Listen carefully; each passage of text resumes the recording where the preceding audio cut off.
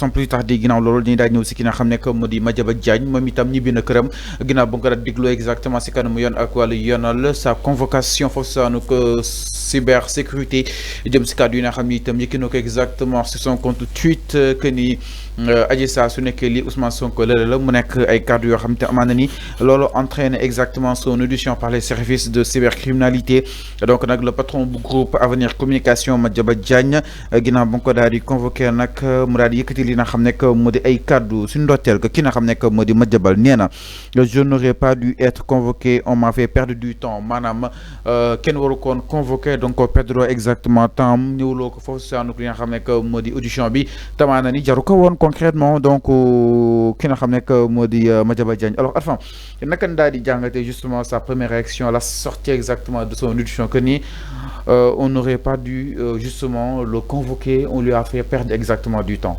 Oui, c'est ce qu'il le dit. C'est lui qui le dit. On lui a fait perdre du temps. Est-ce qu'on lui a fait perdre du temps? Tu parles comme ça à la justice, c'est comme si tu parles à autre chose. Mais c'est tout à fait normal. Moi, je suis venu convoquer. Je crois que moi, je suis venu convoquer. Alhamdulillah, la wara wax. dafa gëm bopp non dafa war a ne alhamdulillah. Tu sais pourquoi? Non, soyons sérieux. Dans un pays sérieux, ce qu'il a dit, ça mérite d'être convoqué. Je ne parle pas arrestation. D'abord, ça mérite d'être convoqué. Ma convocation aussi ne veut pas dire que arrestation. Convocation ne veut pas dire mandat de dépôt. On peut te convoquer pour des interrogations. Là, à base, à sortir de l'interrogation, yon bay la nga ñibi dal nañu fi ay nit yu bari ñu convoqué la nga dem après l'audition ñu bay la nga ñibi mais ay yon dal nañu fi ay nit Bougane est passé par là, beaucoup de gens ils ont été convoqués, même des journalistes ont été convoqués. ñu déglu leen ba pare bàyyi leen ñu ñibbi da nga garaawali fii ci plateau bi dama ne na yoon def liggéeyam li ma waxoon démb yoon nag def na liggéeyam dama ne li ma waxoon démb laay waxaat dama ne Madiambal Diagne lu mu wax ça mérite d'être convoqué xanaa déggoo ma moo tax ma ne la convocation ne veut pas dire que arrestation mais ça mérite quand même d'être convoqué te li ma wax ak convocation am du benn ñëwagul. Le dossier Adji Sarr ñi ubbeeguñu ko quand ce dossier là sera réouvert ba ñu enrôler waat dossier bi dans ce cas li ma doon wax vous aurez l'occasion de voir donc la quintessence de mes propos ni que Madiambal Diagne moo rawale Adji Sarr moom moo ko wax ça mérite d'être convoqué mais quand même le temps de la justice n'est pas le temps des hommes. La justice suit dossier après dossier. Donc, l'ol mo am.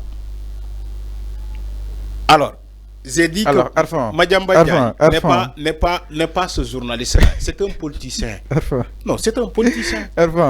Gis nañ aussi ces avocats ñu ne notre client est une victime dans cette affaire. Si quelqu'un devrait être convoqué, ce devrait être Amadou Ba. Nous y revenons dans quelques instants par rapport à Mirmi. Mais enfin, par rapport à l'interprétation, pourtant, de mal que Madiambal Diagne a juste interprété exactement les propos de Amadou Ba pour peut-être Sénégalais compréhension gaaw mën a comprendre li Amadou Ba bëgg a wax concrètement. Non, donc est-ce que Amadou Ba kii Madiambal Diagne nekkul victime par rapport ak li nga xam ne moo di cette affaire peut-être moom loolu la jàpp que ni dafa interpréter les propos de Amadou Ba yi nga xam ne itam yëkki na ko est-ce que erreur bi nekkul si Amadou Ba par rapport ak kàddu yi nga xam ne itam yëkkati na ko exactement dans l'espace public.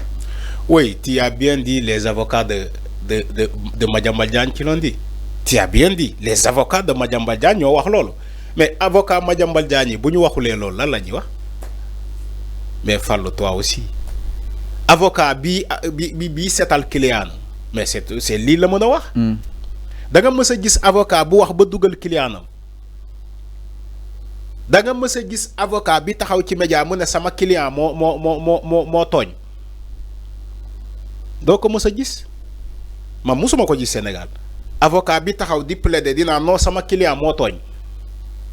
déedéet ma musuma ko gis donc loolu c'est un fait gis nga commentaire ak analyse boo koy def nga xam noo koy defee parce que boo jaaraatee waa ji fu mu jaar bu fekkee dafa saaga wala dafa kii mais yéen ñaar yi la ñuy boole convoqué leen c'est tout à fait normal yoon nii lay doxee loolu c'est un fait Fallou c'est un fait li am la maintenant Madiambal Diagne il peut s'en réjouir et ses avocats parce qu'il a été libéré te on respecte aussi la justice nee naa la man li ma gën a respecté ci àddina mooy justice mooy yoon. sànq da nga wax benn wax boo xam ñu bëri reprendre nañ ko Arfan démb que ni justice bi dafa am ñu mu xaw a li nga xam ne que moo di justement peut-être pour ne pas revenir ci cadre bi que dafa am ñu mu xaw a yombalal yëf yi concrètement Arfan loolu itam démb ba nga waxee jur na li nga xam ne que moo di ay commentaire naka na koy daal di jàngatee surtout ci kaw àddu bi que ni justice des fois peine yi day xaw a légère moo tax répétition yi di am mais bien sûr bu fekkee nit saaga na nit nga yóbbu ko kaso pour 10 jours wala une semaine nga bàyyi ko mais day ñëwaat saagawaat bu fekkee nit def na diffamation wala usage faux et usage de faux nga tëj ko pour semaine wala pour 15 jours nga libéré ko mais il va revenir il va faire plus pire que ça avec le cas des Ardo ces jeunes là ñoo xamante dañuy dëkkee di saaga di bind di n'importe quoi. jàpp nga ni changement systématique mais loolu ça n'a rien à voir avec le changement systémique ça n'a rien à voir. Non dama ne justice.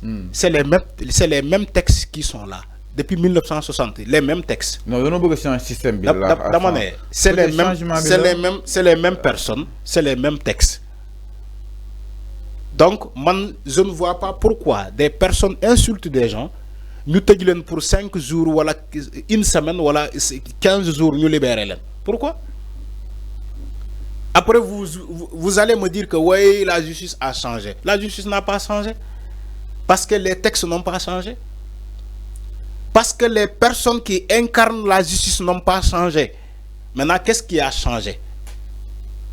Peut-être c'est le président de la République qui a changé. Et le Premier ministre. Et le gouvernement. D'accord, je suis d'accord. Mais la justice n'a pas changé. Non. La motivation derrière ça, la nit taxaw di saaga kilifa. mais c'est les décisions de justice nit taxaw di saaga kilifa. mais c'est les décisions nga yóbbu ko kaso pour une semaine. nga def ko procès taf libéré ko mu ñibbi. mais Ardo yow liir nga démb il a combien de kii Ardo ñaata kii la am comment dirais-je Fallou. jàppale ma ñaata lan. mooy Ardo ñaata dossier la nekk la am nii jamono bii nii. ñaata instruction la am non du instruction comment dirais-je. ñaata dossier. non si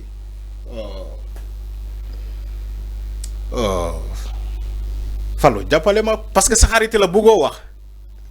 ñaata condamnation nga bëgg a wax wala. non même condamnation am na. am na ay condamnation ci ay insultes ay retour de parquet ay autres. chef d'accusation peut-être. non les chefs d'accusation ci contre Ardo bëri na. mais pas comment dirais-je. mooy contrôle judiciaire. je parle des contrôles judiciaires. contrôle judiciaire sursis la nekk. mais sursis. ñaata sursis la am 2 ans. 2 ans. 2 ans de sursis Ardo. tu vois. maanaam si 2 ans yooyu noonu warut a defaat benn infraction peut-être. loolu laay wax nii c'est le mot que je cherchais sursis 2 ans ci 2 ans yooyu Ardo warul def fii benn connerie ci diggante bi. alors c'est clair. mais il le fait quand même. Après, il était son téléphone. Mu fay téléphone. Mais c'est comme ça. C'est comme ça. Alors, parce que moi, dañ ko jox tellement, dañ ko réewal. Il va revenir, il va insulter encore. Non, mais c'est comme ça. Non, exactement. Par rapport à justement à la libération de Madiambal Diagne, donc par rapport à ce que nous avons dit, alors, nous avons dit si les sans plus.